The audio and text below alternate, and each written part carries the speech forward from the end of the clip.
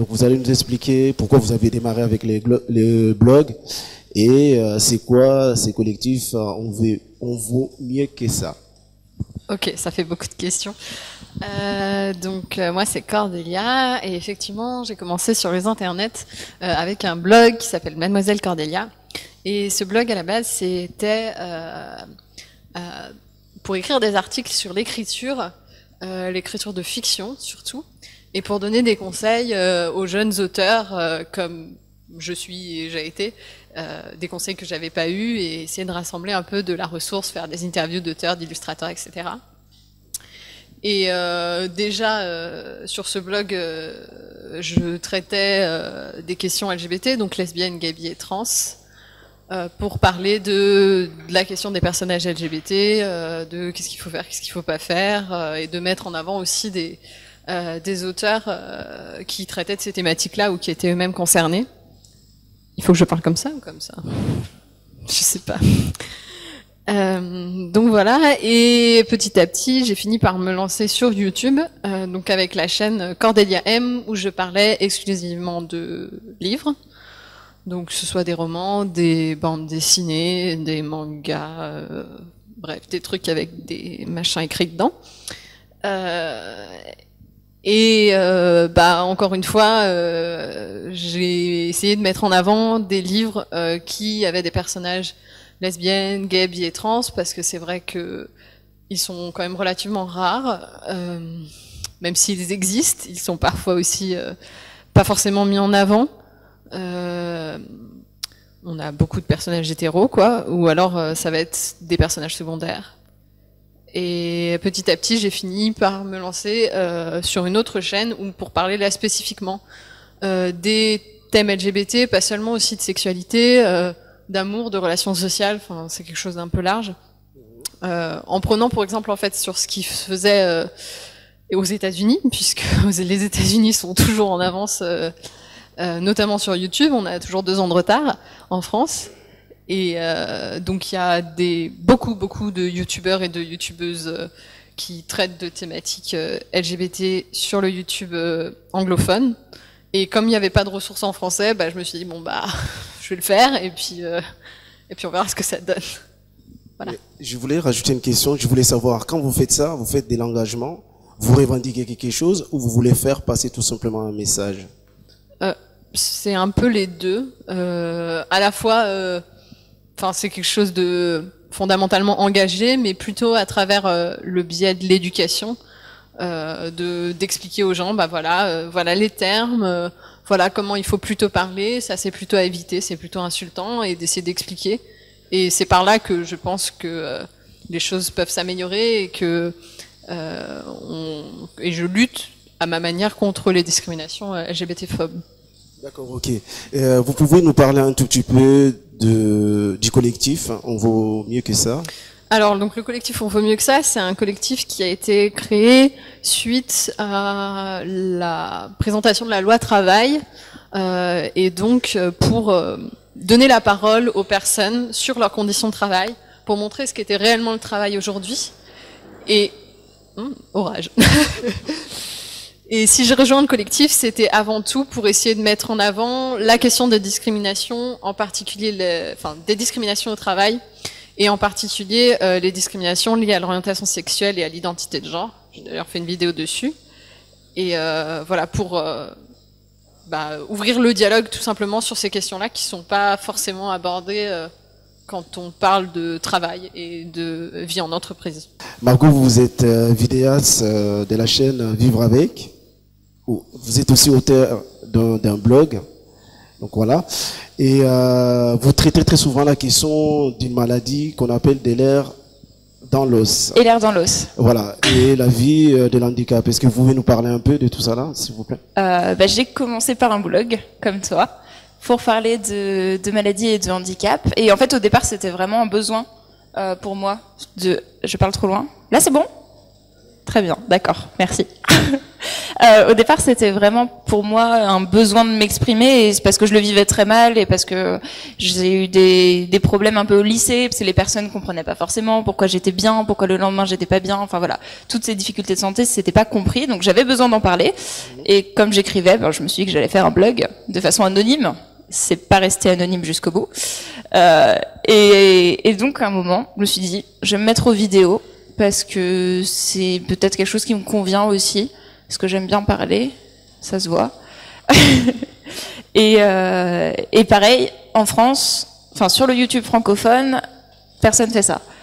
Ça commence de plus en plus, des personnes qui racontent leurs expériences, qui parlent de thématiques LGBT ou de handicap, de maladies ou de toutes ces expériences de minorité un peu, ça arrive de plus en plus, mais ça n'existait pas.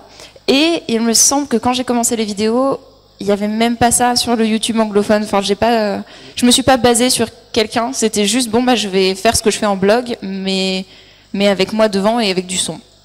D'accord. Donc voilà. D'accord, ok. Et moi, je voulais savoir, vous traitez que cette question-là, de l'handicap ou de cette maladie, rien d'autre? C'est assez varié. J'essaye de pas me limiter. Je fais un peu plein de choses en vidéo. Nous avons fait une vidéo ensemble sur les Journées internationales de la visibilité bisexuelle. Donc j'essaie de traiter aussi un peu des sujets LGBT, tout en restant à ma place, c'est-à-dire en parlant pas, par exemple, de transidentité, étant donné que je suis cisgenre. Donc quand une personne cisgenre, c'est une personne qui se reconnaît dans son genre attribué à la naissance. C'est ça? Je dis pas de bêtises. C'est ça. Donc voilà, je vais pas prendre la place d'autres minorités en parlant à leur place. Donc je fais vraiment attention à ça, parce que ça m'est arrivé beaucoup en tant que malade et handicapée que des personnes valides parlent à ma place de ce que je vivais et du coup prennent tout l'espace médiatique et qu'il me reste plus de place pour m'exprimer. Donc je fais attention à ça. J'ai parlé aussi des réfugiés, de comment on pouvait faire pour les aider ou pas, avec Laurent notamment, de Point de vue social, qui est ici. Donc voilà, j'essaye de faire un peu des choses diverses, et puis de temps en temps, je parle aussi de mon lapin, ce qui n'a absolument rien à voir avec de l'engagement politique. Là, l'idée, c'est de savoir pourquoi vous utilisez ces formats de vidéos, d'accord? Et qu'est-ce que cela vous rapporte? Déjà, vous, est-ce que de l'argent? Est-ce que vous voulez avoir des succès, ou vous voulez devenir, je ne sais pas, quelqu'un de très connu, une star? Et quel type de message que vous êtes en train de faire passer, et quel public que vous voudriez toucher? Alors, ça fait beaucoup de questions. Alors, moi, je suis là pour la célébrité, hein. Et l'argent. Non, c'est pas vrai. On va commencer par la première. Ouais, voilà. Donc, pourquoi le format vidéo? Oui. Parce que je pense que c'est un format qui est facilement accessible et qui touche plus de monde. Notamment quand j'écrivais des articles de blog, ça m'arrivait d'écrire des articles de 3000, 4000 mots. Donc faut bien se poser un moment pour pouvoir le lire. On doit le lire sur ordinateur, sinon sur téléphone c'est pas possible. Donc la vidéo, ça permet de faire des formats assez courts et qui sont plutôt populaires, accessibles. Et du coup, je pense que ça permet, voilà, de brasser un peu plus large. Le type de message? Le type de message que j'ai, c'est tout simplement des messages de tolérance, tu es qui tu es, il n'y a pas de problème, ton existence est valide, et ne te moque pas de ton voisin, accepte-le ou la tel qu'il est. Et puis j'essaye d'apporter des éléments de compréhension sur des choses qui sont effectivement pas connues, pas du tout enseignées à l'école, et donc c'est compréhensible d'une certaine manière que certaines personnes aient des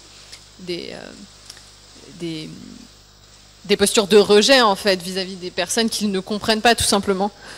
Du coup, bah voilà, j'essaye d'apporter des éléments de réponse, et je sais notamment qu'il y a une partie du public et des personnes qui regardent mes vidéos qui utilisent ensuite les vidéos pour expliquer à leurs proches, à leurs amis, parce que eux n'ont pas forcément la volonté ni la force de se lancer dans bon, bah alors je vais t'expliquer ce que c'est que le genre, alors point 1, point 2, point 3. Là, ils peuvent envoyer la vidéo et ça marche tout aussi bien. D'accord, ok. En fait, par rapport au public, c'est parce que je voulais revenir sur la question de l'homosexualité. Donc moi je vois très souvent dans les collèges ou dans les lycées où j'y vais, et c'est rare. Donc ils n'aiment pas qu'on en parle en fait. Ouais. Ils n'aiment pas qu'on en parle. Et vous, quand vous parlez par exemple de l'homosexualité, vous voulez toucher quel public? Les jeunes, les adultes, je sais pas, les moins jeunes, quel public vous Alors touchez? je m'adresse essentiellement à la base à un public qui a fait l'effort de chercher des informations. Donc quelqu'un qui est globalement plutôt ouvert déjà de base à la question, mais qui n'a pas forcément toutes les connaissances. J'essaye de parler de manière à ce que à peu près tout le monde puisse comprendre, en expliquant mes termes, etc. Et en allant parfois d'ailleurs sur des simplifications qui sont pas forcément hyper top. Enfin, c'est de la même manière qu'on fait de la vulgarisation scientifique. Et ben, on simplifie un peu certaines choses parce qu'on ne peut pas rentrer dans les détails et que les personnes n'ont pas forcément toutes les clés en main pour tout comprendre. Bah là, c'est la même chose. Mais je sais qu'il y a aussi beaucoup de personnes concernées, très sensibilisées, qui regardent aussi, soit par simple intérêt ou pour apporter après dans les commentaires leur éclairage, enfin voilà, des informations supplémentaires. Voilà. D'accord, ok. Et vous, mademoiselle, alors? Pourquoi vous utilisez ces formats? Les mêmes questions en fait. Quel type de... tu l'as très bien dit, tu l'as très bien expliqué pour la vidéo, et je rajouterais aussi que pour moi, c'est plus facile de s'identifier à une vidéo qu'à un article de blog. Enfin, pour moi, c'est plus facile de se dire, ah bah oui, je me reconnais dans ce que cette personne raconte, je me reconnais dans ce qu'elle peut vivre sur une vidéo que sur un article de blog. Enfin, c'est ce que j'ai remarqué, parce que je tiens encore mon blog. Bon, je publie peut-être une fois tous les 3 mois, mais je le tiens encore, et les types de retours sont différents. En fait, les personnes ont tendance à se sentir beaucoup plus proches et investies quand c'est des vidéos plutôt que quand c'est un article de blog. Et la deuxième question... C'était pour qu'est-ce que ça me rapporte? Les types de messages Ah oui, les messages. Eh ben, exactement comme Cordélia, parce que tu l'as très bien dit encore une fois. Et je dirais aussi que pour moi, c'est pas tant me mettre en avant moi, mais c'est mettre en avant une personne qui est malade et une personne qui est handicapée en disant, bah voilà, si je veux faire des vidéos, j'en fais. Il n'y a aucune raison que, parce que je suis handicapée ou malade, ben, qu'on me voit pas apparaître. Et regardez, c'est normal. Et regardez, j'arrive même à parler de mon lapin ou à filmer un truc complètement inutile. Ça fonctionne pareil. Et c'est normal. Et j'essaye aussi de prononcer beaucoup les mots malade et handicapé pour que ça devienne normal et que ça arrête d'être une insulte, par exemple. Parce que moi, on peut m'insulter d'handicapé. Je dis, oui, effectivement. D'accord. Très bien. C'est devenu normal. D'accord, ok. Mais derrière ces messages, est-ce qu'il y a une notion pédagogique qui rentre dans les temps ou pas? J'essaye, mais c'est pas conscient, je pense. C'est pas tant de la vulgarisation comme tu peux faire sur Princesse. C'est plus, je vais essayer de partager des réflexions que je peux avoir ou créer aussi des outils pour la théorie des cuillères, par exemple, ou pour les vidéos qui expliquent le syndrome, des choses comme ça. Ça va vraiment être des outils pour que les personnes puissent les envoyer à des proches. Et pour les personnes qui ont le syndrome, par exemple, le syndrome d'Ehlers-Danlos, donc, c'est compliqué parce qu'il n'y a pas énormément de ressources sur Internet. Le peu de ressources qu'il y a, c'est des articles.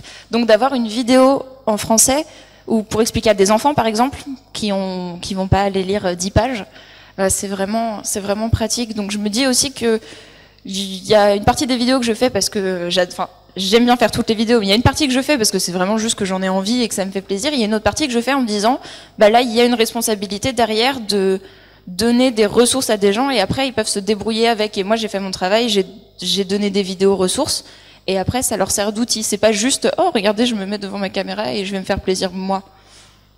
D'accord, ok. Mais les messages que vous adressez qu'aux jeunes, aux adultes, ou à qui vous adressez vos messages en fait? Ou à tout le monde? Personne qui regarde la vidéo. Aux personnes qui regardent la vidéo? Il y a juste en fait j'ai aussi l'habitude de tutoyer parce que je me dis que c'est plus...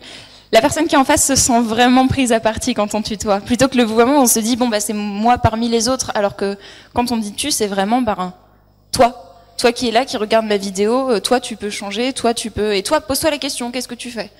Et généralement, les commentaires sont plus nombreux quand c'est du tutoiement. C'est vrai que je regardais, Joachim m'a envoyé des liens pour regarder les vidéos.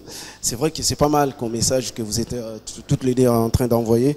Mais je pense qu'il faudrait, bon, je vais pas vous dire ce que vous allez faire, mais je pense que il faudrait des fois aussi ramener une pédagogie comme fait Kiwan, qui est pas venu aujourd'hui. J'avais beaucoup de questions à lui poser. Parce que j'avais vu dernièrement, il avait posté une vidéo sur la Easter. Je savais même pas où se trouvait cette ville, mais il avait très bien expliqué où ça se trouvait, à quel endroit, en Angleterre, tout ça. Donc voilà, je pense que pour les jeunes, parce que vous êtes quand même en train de faire passer un message, pour les jeunes, il faudrait ramener un peu de la pédagogie, essayer de toucher cette population, comme l'a dit le président tout à l'heure, parce qu'en fait, c'est le futur et l'avenir les plus importants. Pour les adultes, bon, ça va, ça peut aller, mais pour la jeunesse, je crois que vous avez beaucoup de choses à faire. Qu'est-ce que vous en pensez? Ouais, après, j'ai déjà enfin, je pense que ça doit être pareil pour toi, mais au niveau de mes statistiques, j'ai un public qui est majoritairement jeune, hein, c'est du 15-25, globalement, avec plutôt beaucoup de 18-25, et après, pas mal de jeunes. Je suis pas forcément hyper à l'aise avec un ton très professoral. C'est aussi pour ça que j'ai choisi quelque chose d'assez humoristique sur la chaîne de Princesse, avec des costumes, avec des petites blagues plus ou moins réussies. Et donc voilà. Après, je sais qu'il y a ce qui est bien avec YouTube ou Internet de manière générale, c'est qu'il y a de la place pour diverses personnes avec des tons différents. Et je trouve que ça permet une grande richesse, en fait, justement, d'avoir des personnes qui vont plus se positionner comme des professeurs, d'autres plus sur l'humour, etc. Et tout ça, ça se complète vachement. Et c'est vrai que quand j'ai commencé à parler de sujets LGBT, il y avait quasiment personne sur le YouTube francophone. Après, en cherchant un peu, j'ai trouvé des petites chaînes qui avaient fait des trucs, mais qui étaient pas très connues. Et maintenant, je vois qu'il y a d'autres personnes qui se lancent, etc., qui voient que c'est possible et qui, du coup, font des choses aussi à leur tour. Ouais, on est... Et du coup, ça permet une diversité des tons et des manières d'aborder les sujets qui, je pense, est vachement cool. Ouais, au niveau de l'âge, je suis un peu comme toi, je pense. Par contre, je pense que j'ai plus de personnes qui ont plus de 30 ans qui me regardent parce qu'elles sont concernées soit directement, soit indirectement par la maladie ou le handicap. Et comme, à ma connaissance, je suis une des seules, voire la seule chaîne qui parle de cette façon de maladie et de handicap. Enfin, il y en a peut-être, mais je les connais pas. Ouais, il y en a peut-être pas, d'ailleurs, sur le YouTube francophone. Du coup, c'est vrai que j'ai des personnes qui me regardent, parfois, qui ont 30, 40, 60... j'ai oublié une dizaine. 30, 40, 50, 60, enfin voilà, c'est vraiment varié. Et je suis pas non plus très à l'aise avec une présentation du style... j'ai le savoir, je vais vous le donner. Je suis plutôt, quand je fais une vidéo, je vais vous dire ce que je sais, je vais vous dire ce à quoi je suis arrivée quand j'ai réfléchi, et après il va y avoir un échange au niveau des commentaires, et c'est aussi une des grosses forces de YouTube. C'est pas juste une plateforme où on pose une vidéo et où on se dit, ou comme à la télévision par exemple, on pose une vidéo et on se dit voilà, elle est posée, regardez-la, et après nous on n'a pas de retour. C'est vraiment, il y a un échange, et je le vois dans les commentaires sous mes vidéos, c'est vraiment une des meilleures choses, je pense, que YouTube m'amène, c'est d'avoir des messages, des dizaines de lignes parfois, j'ai des messages énormes que les gens mettent, et ils échangent sur leurs expériences, par exemple, j'ai fait une vidéo sur la carte de priorité, pour passer en priorité aux caisses des magasins, et sur le fait que j'avais pas osé l'utiliser, parce que j'avais eu peur du regard des gens, parce que je savais pas comment m'y prendre, parce que je savais pas comment ça fonctionnait. Et en dessous, il y a des gens qui ont expliqué des mauvaises expériences qu'ils avaient pu avoir, des bonnes expériences qu'ils avaient pu avoir, qui se sont donné des conseils entre eux. Et c'est vraiment une des forces aussi, c'est un échange de savoir plutôt que juste je te donne le savoir. C'est je te donne ce que je sais, et toi en échange tu peux aussi me donner ce que tu sais. Donc il n'y a pas vraiment de séparation, j'ai le savoir, je suis le professeur et tu es l'élève et tu écoutes. Et je pense que c'est aussi une des choses qu'on voit sur Internet. C'est vrai, c'est pas mal, c'est une très bonne procédé. Et je voulais savoir, est-ce que vous vous donnez vous-même des limites, ou ce sont vos fans ou le public qui vous donnent des limites par rapport à vos vidéos? Alors, est-ce qu'on m'entend? C'est la grande question, parce que ça tape pas mal. Les limites que je me mets, c'est surtout au niveau de ma vie personnelle, en fait. Je parle un peu de moi, mais je présente des personnages, que ce soit Cordelia, que ce soit Prince ou que ce soit Princesse, sont des personnages, c'est pas le vrai moi, même s'il y a beaucoup de moi dedans et que souvent les expériences que je raconte, c'est des trucs que c'est même toujours des trucs que j'ai vécu, mais il y a toujours un aspect de moi que je mets pas en avant et dont j'ai pas envie de parler, notamment parce que être LGBT sur YouTube, c'est aussi se mettre en danger. Et ça, il faut le savoir. Je pourrais vous donner l'exemple, par exemple, d'une personne que j'avais rencontrée, une jeune fille qui tenait une chaîne beauté. Donc une chaîne beauté pour les femmes noires. Elle expliquait le maquillage, la coiffure, etc. possible. Et il se trouve que cette fille est lesbienne. Et elle a fini par l'annoncer au bout d'un moment à ses abonnés, quand elle s'est mariée. Et ça a été une déferlante de haine, mais comme j'en avais rarement vu en fait. Elle est passée, je crois, j'ai plus les chiffres en tête, mais elle est passée de 10 000 à 6 000 abonnés d'un coup. Enfin, il y a 4 000 personnes qui se sont barrées d'office. Et elle a fini par arrêter les vidéos parce qu'elle recevait des menaces de mort. Et qu'elle a fini par faire... Enfin, elle est allée dans des procédures de procès, etc. parce que ça pouvait pas continuer. Mais ça pouvait aller très loin. Donc c'est pour ça qu'il y a certaines choses que je mets pas forcément en avant, parce que j'ai juste pas envie de me retrouver confrontée à ça, et que voilà, je sais plus trop où je voulais en venir, mais je pense que vous avez un peu compris l'idée. Non, mais je comprends, parce que quand on diffuse quand même des messages, des fois on appréhende, il peut y arriver des choses, on ne sait jamais, sur Internet, on trouve de tout. Donc voilà. C'est pour ça que je vous pose cette question-là. Est-ce que vous aviez peur? Est-ce que vous êtes influencé par le public? Ou vous le faites vous-même? C'est parce que vous avez le courage de le faire? Je suis assez peu influencé par le public, sauf quand je demande quel thème vous voulez que je traite. Je propose des sujets et puis les gens votent et puis du coup je fais celui-là. Je me pose aussi des limites sur... comme j'expliquais, j'essaye de vulgariser. Sauf que du coup j'ai la particularité de parler à la fois à un public pas sensibilisé et assez avec peu de connaissances, et à la fois à un public très militant qui peut être extrêmement virulent quand on dit des bêtises, ce qui est tout à fait légitime. Quand on dit des bêtises, on nous dit c'est pas bien, mais comme on touche à des sujets qui peuvent être très personnels, où les gens peuvent avoir vécu des choses très difficiles, on est sur du domaine de l'intime, etc. Du coup les réactions de la part des concernés, en cas d'erreur, peuvent être d'autant plus virulentes.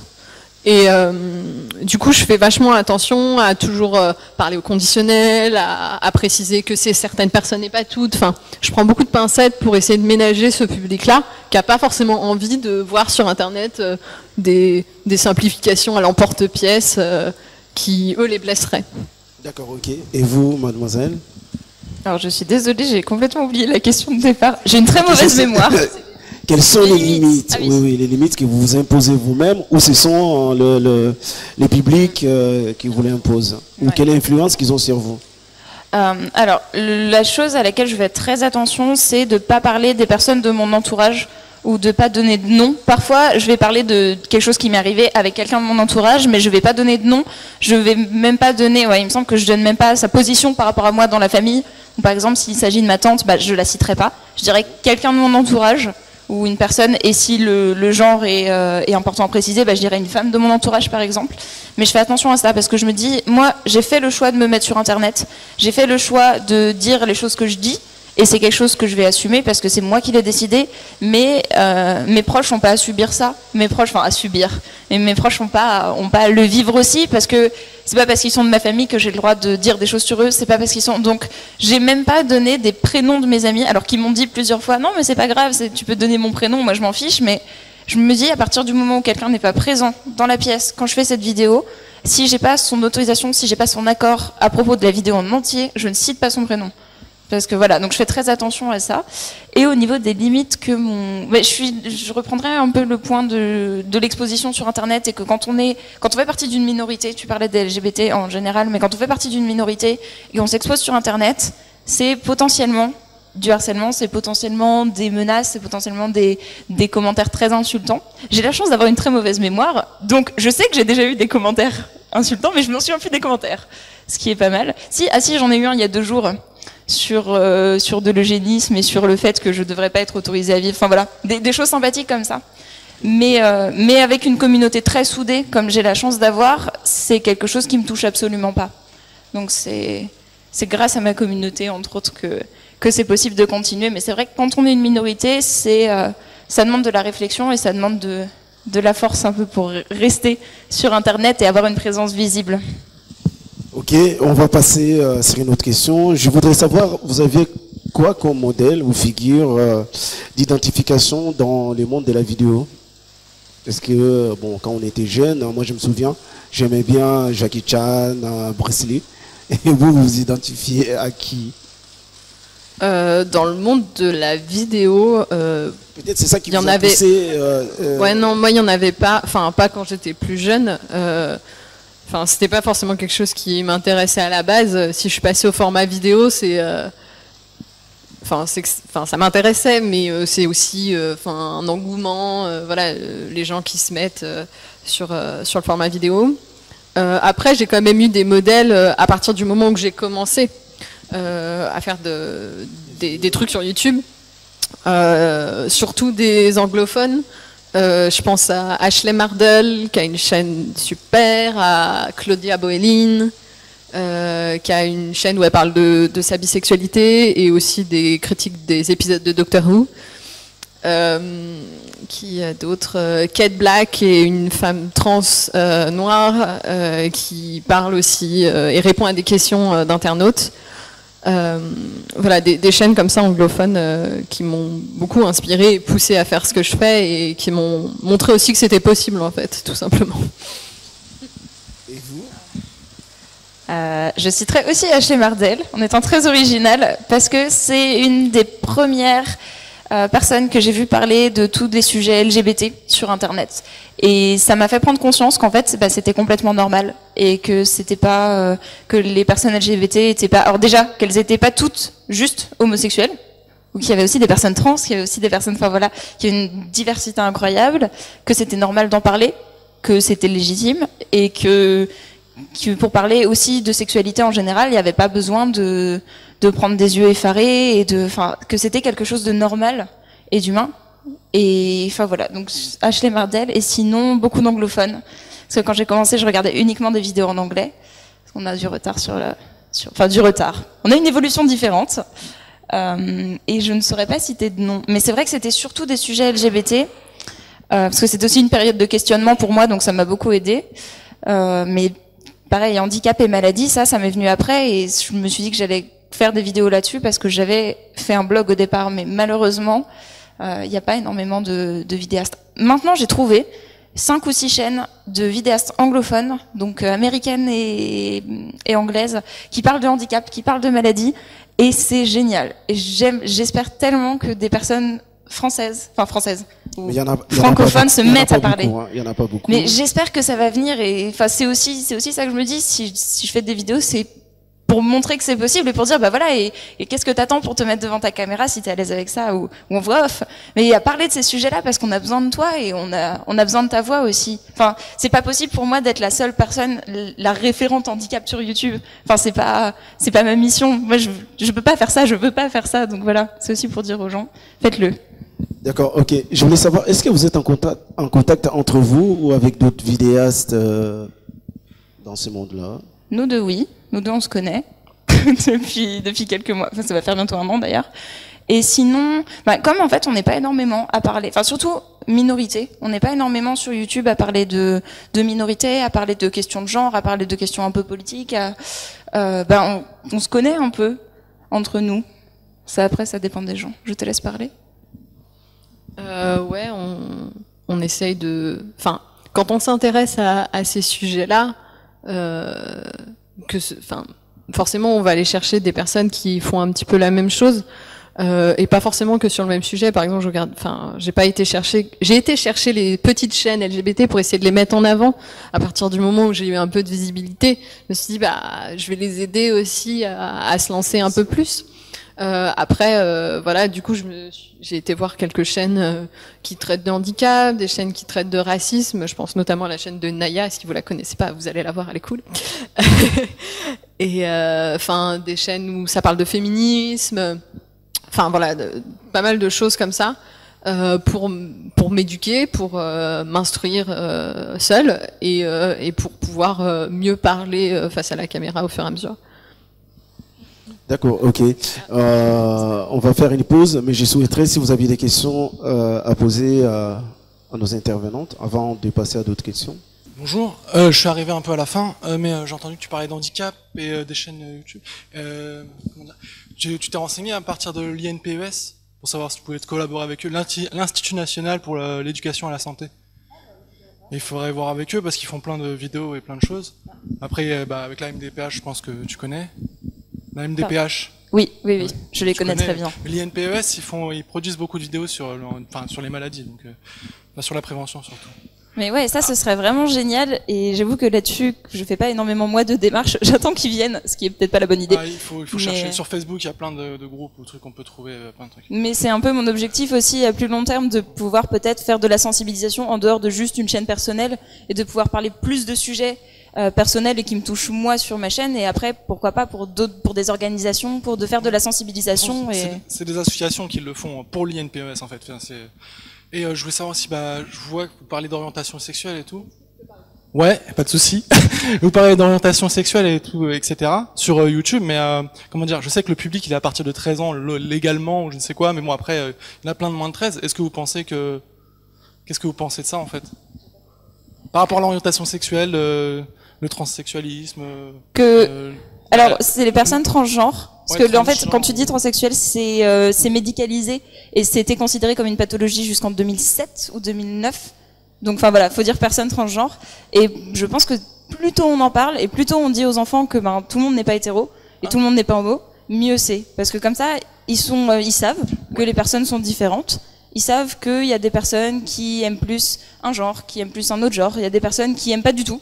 Il y a des personnes qui ne veulent pas avoir de relations sexuelles ou de relations romantiques. Et comme ça, je pense que plus tôt on éduque les enfants, moins il y aura de discrimination, parce que c'est normal, c'est des humains. Excuse-moi, t'as dit plus on est jeune, donc c'est quel âge en fait pour toi? C'est juste... Donc, pour parler de relations romantiques, pour moi, à partir du moment où on parle de relations romantiques entre, je sais pas, quand les enfants sont capables de comprendre. Je sais que je garde des enfants et j'ai un petit garçon que je garde qui a 6 ans. Et qui parle de personnes, par exemple, je sais plus comment c'est arrivé, mais qui parlait de il y a un garçon et une fille qui sont amoureux, ils vont se marier, c'est dans un film ou je sais pas quoi. C'est l'âge où on se cherche en fait, c'est 6-8 ans. C'est pas tellement on se cherche, c'est juste ils se disent ils vont se marier et toi plus tard tu te marieras avec un garçon. Et là je lui dis non, peut-être que je me marierai avec une fille. Il m'a regardé, il dit d'accord. C'est juste il a intégré que potentiellement, je peux me marier avec un garçon, je peux me marier avec une fille, je peux me marier avec une personne binaire, je peux ne pas me marier du tout aussi, et c'est complètement normal. Et ouais, moi du coup j'ajouterais parce que je fais pas que des vidéos sur YouTube, je suis aussi intervenant en milieu scolaire. Donc pour sensibiliser les jeunes de collège et de lycée aux questions d'LGBT-phobie. Donc j'interviens avec De quoi? J'interviens pour sensibiliser à la question de la lesbophobie, l'homophobie, la biphobie et la transphobie. Donc avec une association qui s'appelle le MAC Jeunes LGBT et on voit que très tôt les enfants, les jeunes ont des préjugés et donc plutôt on les combat mieux c'est et mieux ça passe aussi. Donc voilà, je pense qu'il n'y a pas d'âge. Évidemment, il y a un âge pour parler de sexe, de sexualité, c'est pas la même chose, mais pour parler d'amour et d'identité, il n'y a pas de problème. Et d'ailleurs, ça éviterait beaucoup de souffrance, je pense, à beaucoup de gens, si on commençait plus tôt. Je pense notamment aux enfants trans, qui sont rarement pris au sérieux, qui subissent énormément de violences, et qui parfois intériorisent un tas de mal-être pendant des années. Et c'est pour ça qu'au bout du compte, le taux de suicide est l'un des plus... c'est abominable, quoi. On est sur les ados LGBT... LG, puisqu'on n'a pas de statistiques sur les autres. On est sur un taux de suicide qui est 4 fois plus élevé que la moyenne. Donc on est sur quand même quelque chose de pas mal. On est sur une personne trans sur 3, je crois, qui a fait une tentative de suicide ou quelque chose comme ça. Donc plus tôt on intervient, plus tôt on sensibilise, et mieux c'est pour les personnes et pour... voilà, après c'est mon avis. J'ai une dernière question, vu que vous êtes là toutes les deux. Est-ce que du coup vous considérez que c'est un handicap à partir de 6 ans ou que c'est normal en fait? Un handicap de quoi? Non, parce qu'un handicap, le mot handicap, il est tellement global. Ouais. C'est juste pour savoir si à partir de 6 ans, est-ce que d'avoir des tentatives de suicide ou des trucs comme ça, est-ce que c'est un handicap pour l'enfant? Alors oui, je comprends ce que tu veux dire. Ouais. Alors je considère pas que c'est un handicap, mais le fait d'être d'une minorité, d'être malade, d'être une personne racisée, d'être trans, enfin voilà, peu importe, d'une minorité. Effectivement, on part parfois avec des points un peu, des points de malus dans la vie ou plus de difficultés que la moyenne. Bon, malheureusement, le monde il est comme ça. On essaye de faire en sorte que ça évolue, pour que ça change et que le monde aille mieux. D'ailleurs, on voit qu'il y a du mieux. Enfin, il y a des choses qui ont évolué quand même au cours du temps. Il y a du mieux d'année en année, même si parfois on stagne. Voilà, parfois on fait des retours en arrière. Et du coup, que ce soit un handicap dans la vie ou pas, ça n'empêche pas qu'il faut justement aider ces personnes-là, enfin, à se sentir mieux et faire en sorte que tout aille bien dans le meilleur des mondes. Voilà, c'est beau. Donc il y a du mieux, et du coup, est-ce que la communauté sur Internet, enfin globalement les gens qui utilisent Internet, tu trouves que par rapport à la communauté globale, elle est plus sensibilisée à ça, ou au contraire, elle l'est moins? Je sais que sur Internet, les choses ont tendance à se déchaîner beaucoup plus vite d'un côté comme de l'autre. Et du coup, est-ce que quand même il y a du mieux sur Internet par rapport à ce qu'on rencontre dans la vraie vie, ou pas du tout? Je pense qu'avec Internet et le pseudonymat et l'anonymat, ça permet à plus de personnes de s'exprimer. Et que du coup, c'est un média, un moyen d'expression qui est plus libre, et il y a plus de gens qui vont prendre la parole, que ce soit sans photo d'eux sur Twitter ou en vidéo. Du coup, ça permet ça. Après, pour ce qui est, je pense que Internet, c'est le reflet de la société. Et quand on voit, enfin moi, quand je vois les topics à ma gloire sur le 18-25 sur jeuxvideo.com, je me dis qu'il y a encore pas mal de boulot même sur Internet. Et à côté de ça, il y a des communautés qui sont très tolérantes, très bienveillantes. Donc il y a vraiment de tout. Et le fait est que Internet permet le regroupement en fait de catégories de personnes qui seraient pas forcément regroupées dans la vraie vie, puisque on est espacé géographiquement et que voilà, enfin on a le cercle qu'on a dans le cadre du travail, etc. et qu'on est relativement mélangé. Alors du coup, ça permet des communautés très très haineuses et des communautés très très bienveillantes qui parfois ont pas de relation entre elles ou qui se fight à l'occasion. Donc voilà, je sais pas si t'as... Alors je suis complètement d'accord avec ce que tu as dit, qui était très bien, et je ne vais pas redire exactement la même chose. C'est juste que oui, par rapport aux communautés, c'est vrai qu'il y a des communautés très différentes. Il y a des communautés qui peuvent être très violentes.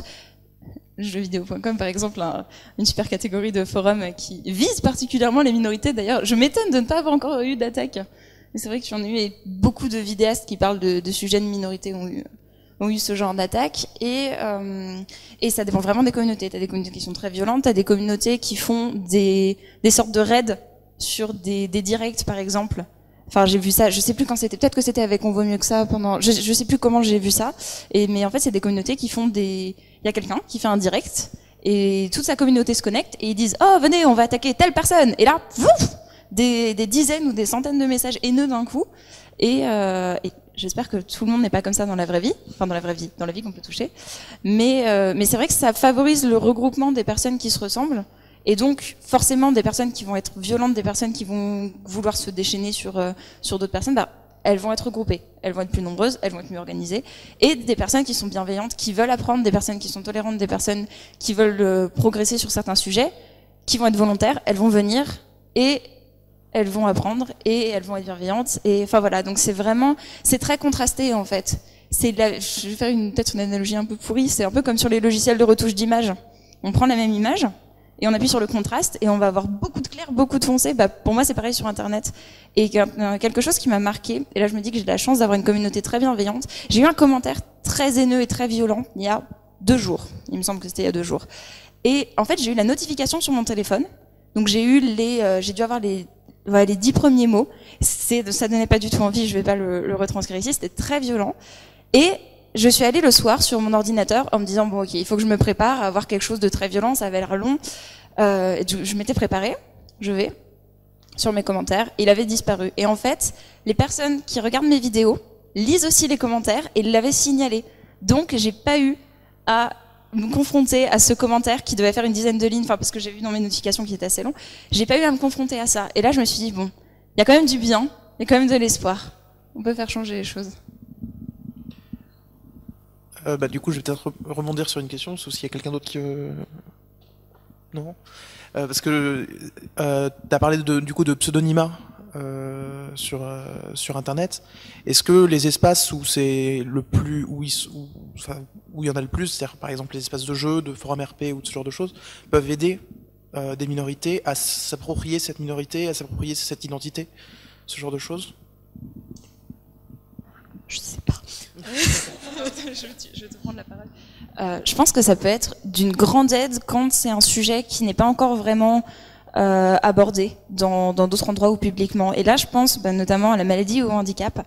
Et je sais que la possibilité d'anonymat relatif qu'offre Internet aide énormément de personnes à laisser par exemple des commentaires sous les vidéos, à m'envoyer des mails, à m'envoyer des messages, à parler entre eux, parce que c'est des choses compliquées. Et quand on a appris dès tout petit que handicapé c'était une insulte, que malade c'était une insulte, que quand on avait des béquilles, on se faisait chahuter dans la cour, quand on a appris que c'était pas bien d'être handicapé et qu'il fallait absolument guérir de toutes les maladies et de tous les handicaps du monde, on a intériorisé ça, et c'est compliqué d'en parler à visage découvert, c'est compliqué d'en parler en public quand on a intériorisé que c'était pas quelque chose de bien et qu'il fallait pas se montrer. Enfin, mais rien que ça, parfois, des regards qu'on peut avoir dans la rue quand on est en fauteuil, ça coupe l'envie à certains ou à certaines de sortir. Enfin, c'est à ce point-là. Et du coup, le fait de pouvoir être anonyme sur Internet, ça permet une plus grande libération, encore dans les deux sens, dans le mauvais ou dans le bon sens.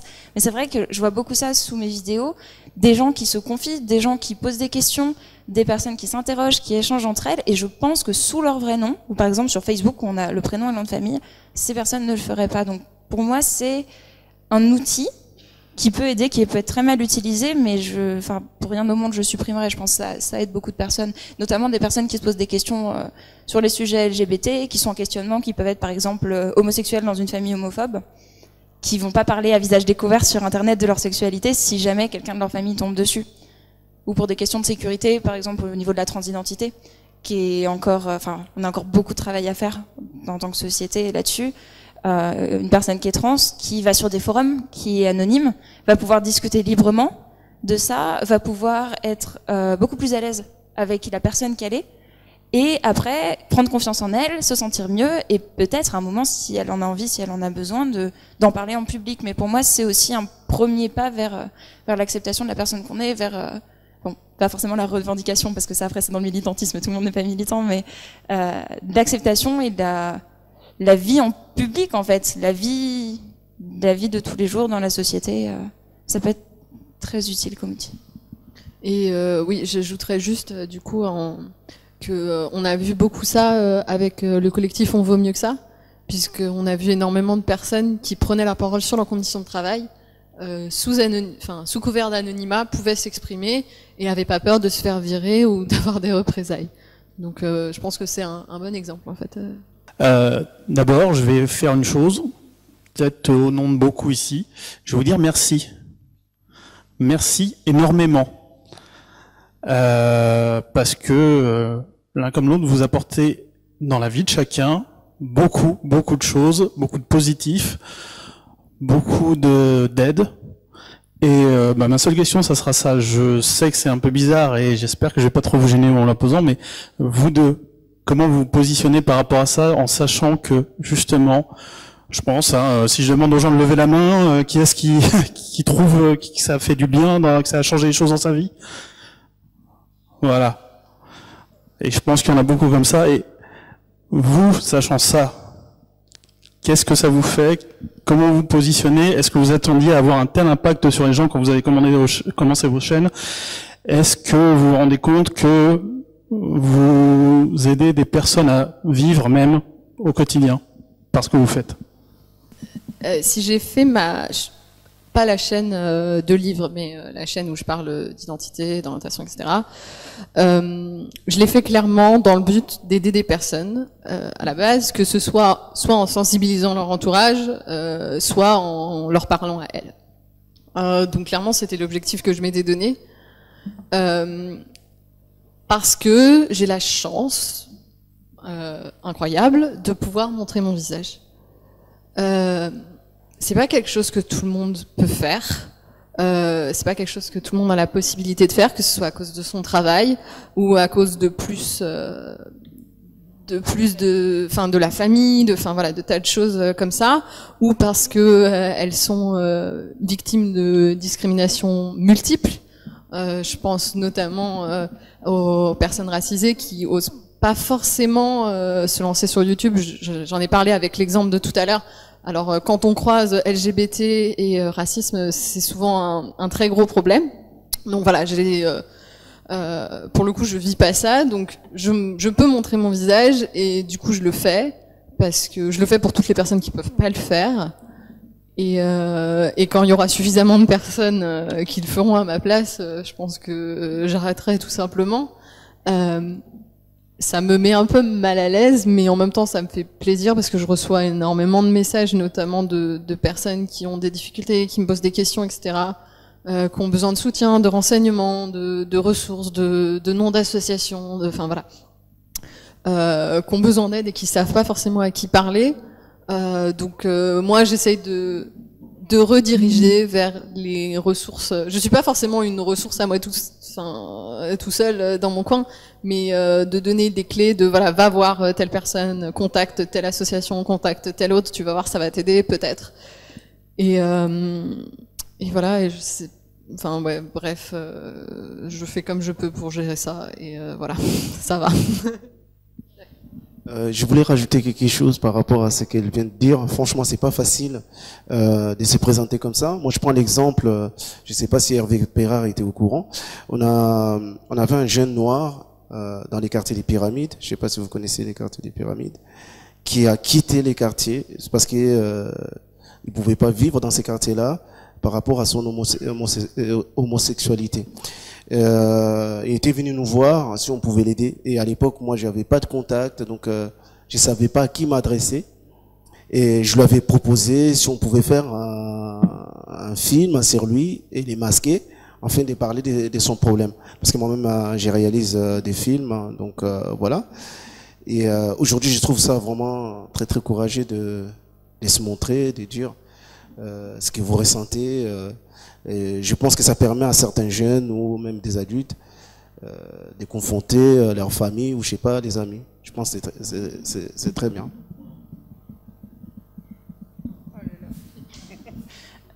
Moi, au départ, c'était pas prévu que j'aide des gens comme ça. Enfin, c'était pas prévu. Je suis très contente que ce soit arrivé et maintenant c'est pour ça que je continue. Mais au départ, c'était vraiment un besoin un peu égoïste de me dire, bah, j'ai besoin de parler, je me sens trop mal, c'est pas possible. Je suis pas bien, j'ai besoin d'écrire. Au début, le blog, c'était ça, c'était juste, je vais écrire et puis, je vais le mettre sur Internet, parce que en plus j'étais anonyme, donc, voilà.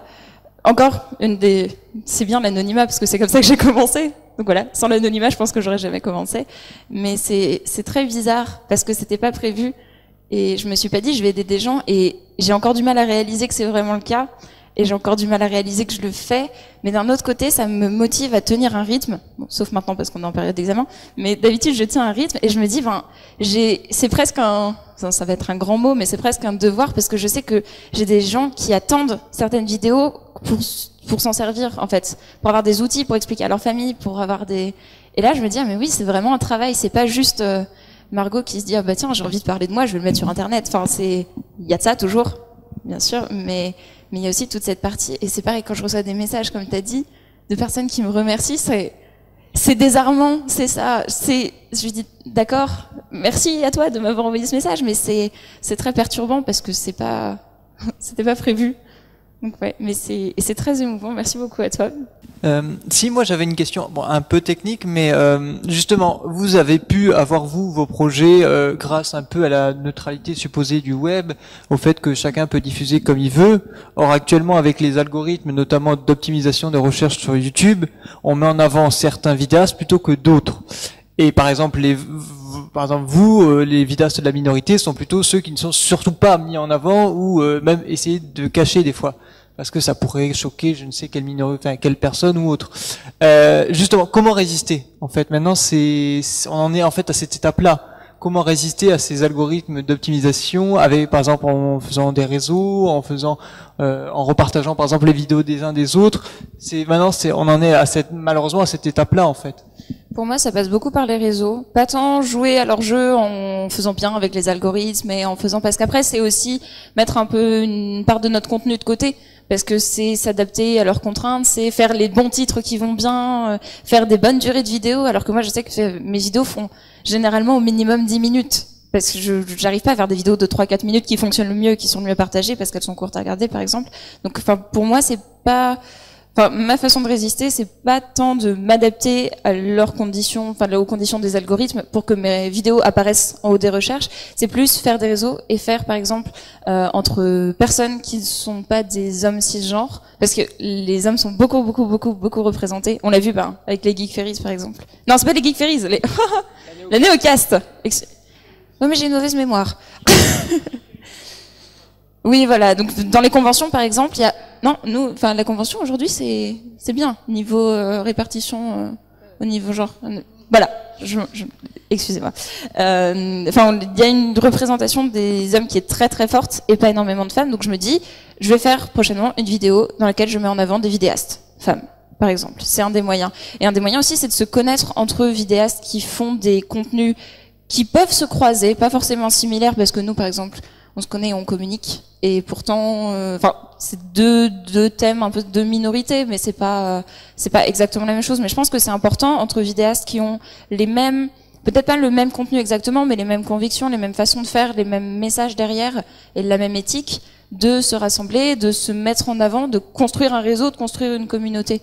Et c'est comme ça, je pense, qu'on résistera le mieux à ça et qu'on réussira à se mettre en avant. Et à gagner en légitimité d'ailleurs aussi aux yeux du public. Du public, mon Dieu. Des gens qui regardent les vidéos. Ouais, je suis tout à fait d'accord. Je pense que ça passe aussi par les collaborations, etc. C'est pas forcément quelque chose auquel on pense tout de suite. Enfin, moi, faire des collaborations, ça m'était jamais venu à l'esprit, mais en fait, au fur et à mesure que je rencontre des vidéastes, je me rends compte qu'il y a des sujets effectivement qui se croisent et qu'en croisant nos communautés, on peut faire grossir les choses et comme ça, les gens aussi ont accès à une information plus large aussi. C'est ça tout l'intérêt, à des compléments, etc. Et après, là, c'est assez personnel, mais je sais que je suis sur un public de niche, comme on dit. Voilà, nous sommes sur une niche. Et que concrètement, quand bien même YouTube fera en sorte que mes vidéos soient moins montrées, vu les titres des vidéos, taper bisexualité dans YouTube, il y a tellement peu de contenu que forcément je suis en premier. Ou des transidentités, etc. Surtout en français. Si vous tapez des termes en français en lien avec les thèmes LGBT, vous allez tomber sur les miennes forcément, quoi. Il y en aura d'autres, hein, je dis pas le contraire. Peut-être que je serai pas en premier, je serai en deuxième page. Mais ça se bat. Il y a 3 trucs qui se battent en duel, donc bref, voilà. Donc du coup, ça aide d'être sur quelque chose un peu.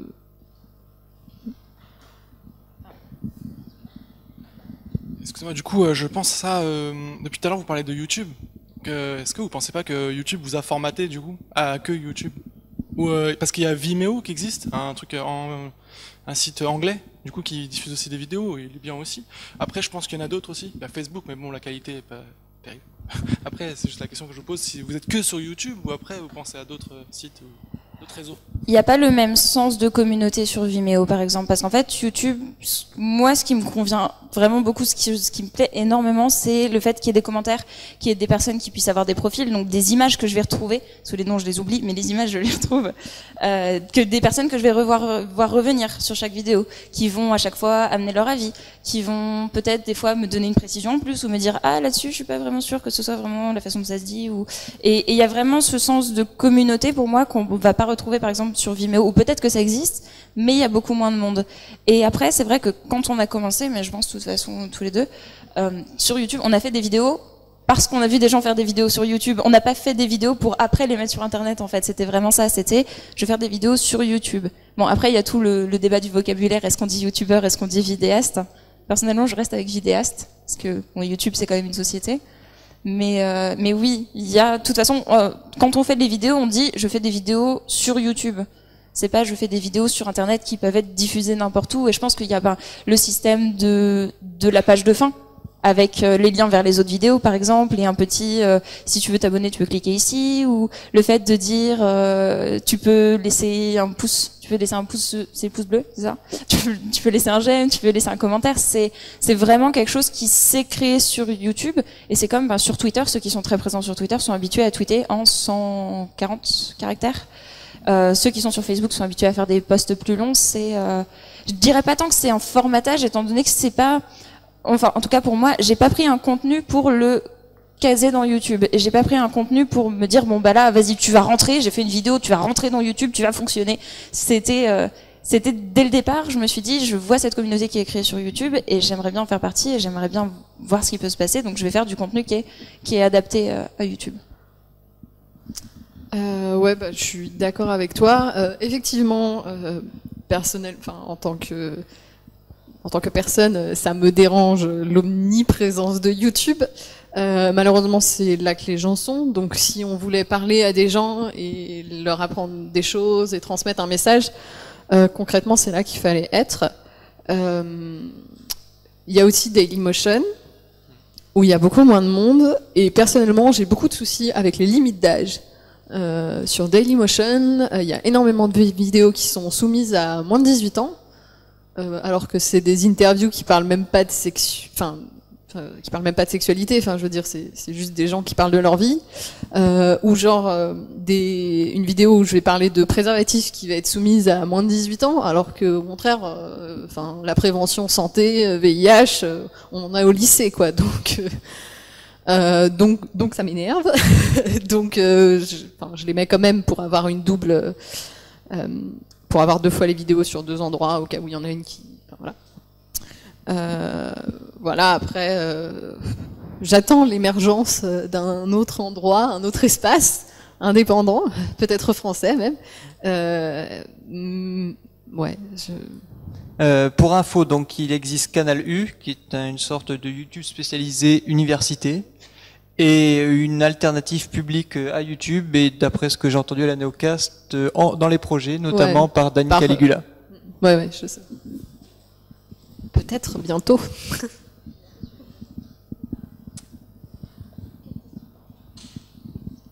Du coup, ça va bien avec une alternative libre à YouTube. Tu parlais d'éthique tout à l'heure.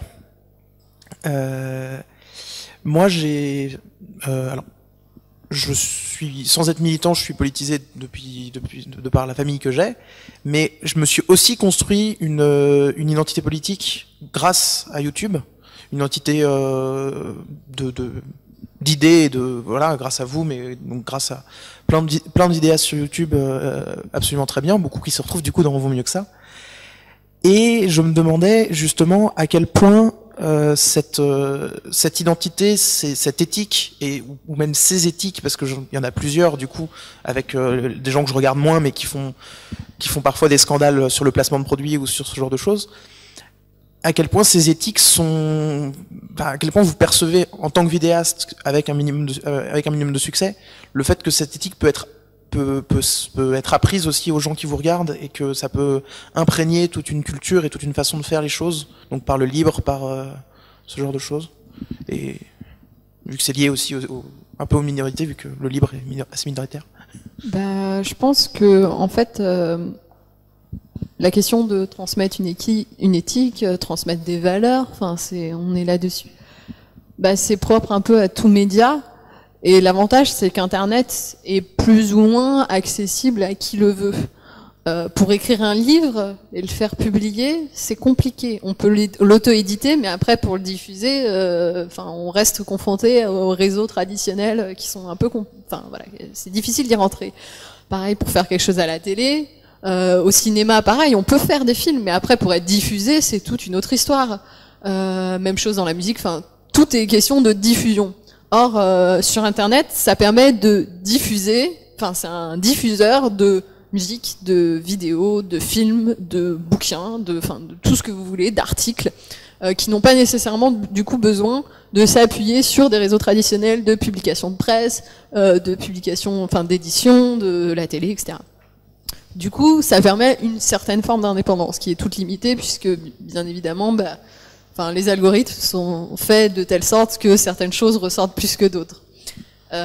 Mais ça permet cette possibilité-là et ça permet aux gens de se créer des réseaux qui sont propres et qui peuvent être aussi alternatifs et déconnectés justement de ces algorithmes. Du coup, ça permet effectivement la transmission de certaines valeurs qui seraient pas forcément très populaires ou sur lesquelles les diffuseurs ne se risqueraient pas forcément dans les circuits traditionnels. Sinon, je crois qu'on peut vraiment les applaudir et encore les remercier. Hein.